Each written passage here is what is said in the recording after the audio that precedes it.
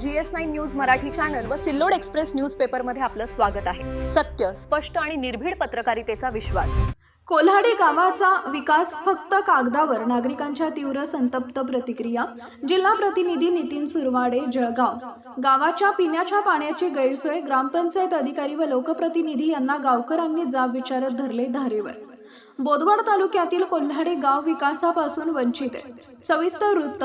मूलभूत गरजा लक्षात घेता पिण्याच्या पाण्याची समस्या निर्माण झाली असून त्यावर ग्रामपंचायतीने पूर्णपणे दुर्लक्ष करत नागरिकांची गैरसोय होत आहे। याचा जाब नागरिकांनी विचारत ग्रामपंचायत अधिकारी, सरपंच, उपसरपंच, सदस्य यांना धारेवर धरत अनेक प्रश्न उपस्थित करत गावचा विकास 5 वर्षात काय केला याचं एकतरी ठोस काम बोटाने दाखवा अशी थेट भूमिका घेत 15व्या वित्त आयोग तसेच जिल्हा परिषद, पंचायत समिती, आमदार निधी, केंद्र शासन निधी अशा विविध निधी असताना विकास कामे साध्य करण्याची योजना आपल्याकडून अंमलात का आणल्या नाहीत?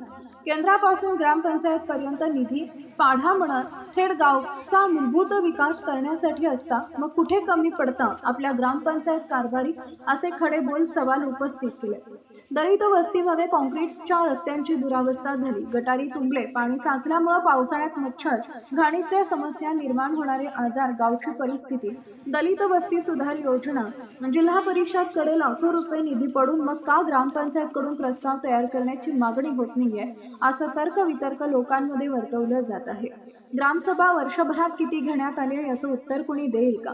जेणेकरून आपल्या गावासाठी आर्थिक निधी मंजूर किंवा गावच्या नागरिकांनी भरलेला कर, एकूण खर्च कुठं गायब झाला याचा खुलासा नेमका होणं अवघड आहे अशी चर्चा सर्वत्र रंगली आहे। GS9 न्यूज मराठी चॅनल व सिल्लोड एक्सप्रेस न्यूजपेपर आमचं न्यूज चॅनल सबस्क्राइब करा, लाईक करा, फेसबुक पेज फॉलो करा आणि ही बातमी जास्तीत जास्त शेअर करा। धन्यवाद।